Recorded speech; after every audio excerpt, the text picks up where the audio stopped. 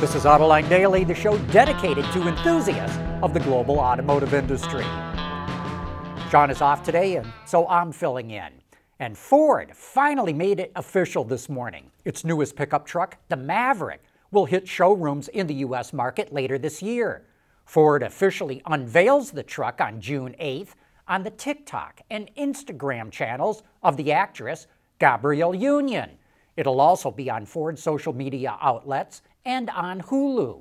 We'll get more details then, but here is what we have already reported. The Maverick is made at Ford's plant in Hermosillo, Mexico, which is where the Bronco Sport is made.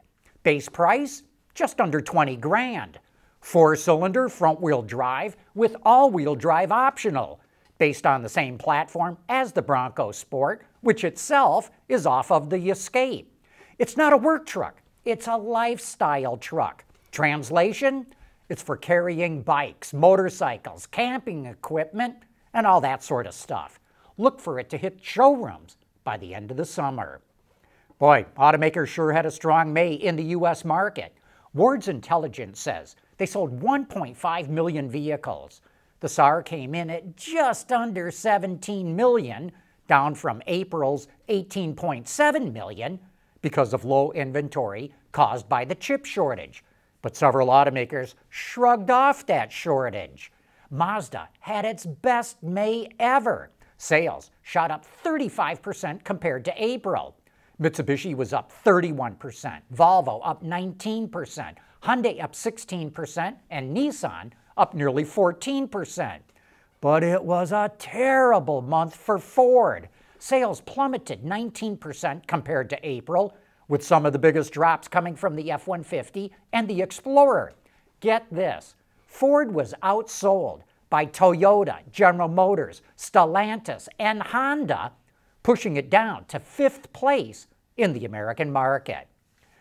Japanese automakers have put more chips on hybrids than on BEVs, but the Japanese government wants people to buy more EVs. So Japan is going to dramatically increase the number of its EV charging stations, 5-fold to 150,000 stations.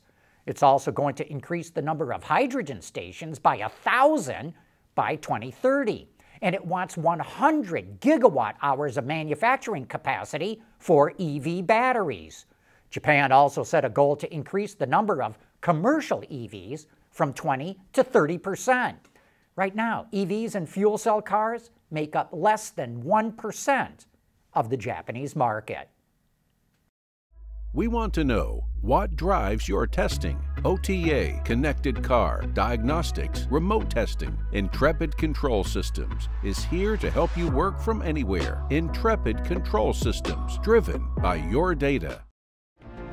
Mobility is becoming electric, connected, and autonomous, just like the manufacturing world.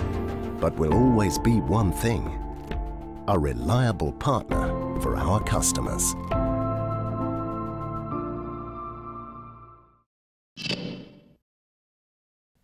You know, it's really hard to manufacture a vehicle. Thousands of parts and pieces come in from all over the world, and all of them have to fit perfectly together. Today's quality inspections generally rely on random parts being pulled from the manufacturing process and measured to see if they meet specifications. A lot of that is done manually, and usually only a few parts are measured per shift. So CATL started using photogrammetry, which is a non-contact optical measurement technology that uses cameras to capture millions of points on an object, including depth and thickness. Those points are then put into a colored map that shows if anything's out of spec. CATL used to only analyze about 3 parts a day. Now it does 30. And CATL's not the first to do it, but we do think it's the first to roll it out on such a large scale. Jaguar doesn't sell a lot of F-types, but it needs to sell more. So they simplified the build complexity to cut costs and chop the price. No more 4- and 6-cylinder engines for the F-type. It's going V8 only. And only 2 variants are available: the new F-Type P450 and the F-Type R. The big news is the entry-level P450 starts at just over $71,000, including destination charges, but that's almost 10 grand lower than the old V6 model. Reducing build complexity may limit how customers can order their car, but chopping the price so much should help move the metal. China's CATL is already the world's #1 battery maker, and it wants things to stay that way. Reuters reports it's planning to open a new plant in Shanghai to make 80 gigawatt hours of battery cells a year, enough to power roughly 800,000 EVs. These would be CATL's cell-to-chassis batteries, which are integrated right into an EV's platform. Going to Shanghai puts CATL close to Tesla, and CATL says it hopes to supply half of the battery cells that Tesla uses globally, including for both EVs and rooftop storage. If that happens, it's going to put a lot of stress on Tesla's other suppliers. The world is changing at an ever-increasing pace. No matter what the mode of transportation, there is always the need for an efficient propulsion system. And that's exactly what BorgWarner has been doing since the earliest days of the automotive industry.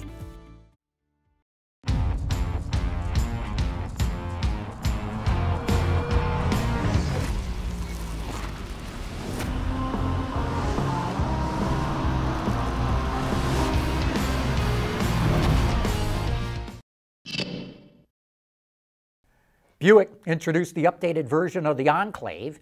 Its exterior styling gets a slightly new look, most notably the headlamps and the grille. Inside, the center console has been restyled and has buttons instead of a shifter to select gears. They also added heated, ventilated, and massage seats. It also comes standard with 9 active safety features. The top-of-the-line Avenir gets unique styling accents, badging, and more standard equipment. And all of them keep the same 3.5-liter V6 with 310 horsepower, and that's mated to a 9-speed automatic. No word yet on when it goes on sale or what it's going to cost.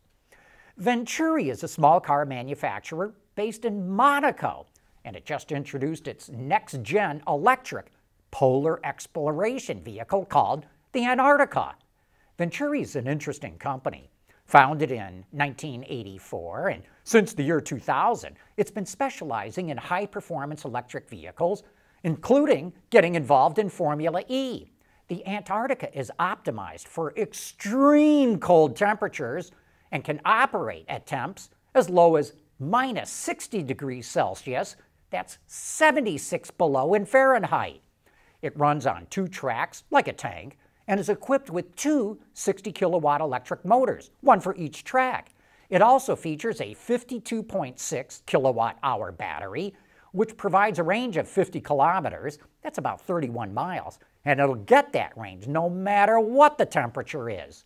It can seat 2 people in the cockpit and 4 in the rear, and instead of a steering wheel, it features a joystick, which allows either one of the front 2 passengers to control the vehicle. Venturi has already tested the Antarctica in a simulator and now plans to put it through its paces in the real world. Say, have we got a great topic for Autoline After Hours coming up this afternoon. Who's got the better retail model? Traditional automakers with franchise dealers or EV startups that want to sell direct to consumers? Our guest is going to be Dave Zukowski, the former president and CEO of Hyundai Motor America. Now he's with a company called Unite Digital, which is at the bleeding edge of digital sales and marketing and e-commerce. Other topics that we're going to get into. Why do people like Hyundai and Kia so much? And how about hydrogen? Is that going to be a global solution or just a local one? And finally, do car companies need to have their own battery plants? Steve Finley is also going to be on the show, so join Gary and I for some of the best insights into what's going on in the automotive industry. That wraps up today's report. Thanks for making Autoline Daily a part of your day.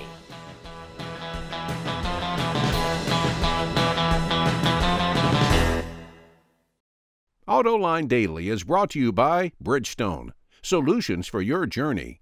Intrepid Control Systems, over-the-air engineering, boost your game. BorgWarner, propulsion solutions that support a clean, energy-efficient world. And by Schaeffler, we pioneer motion.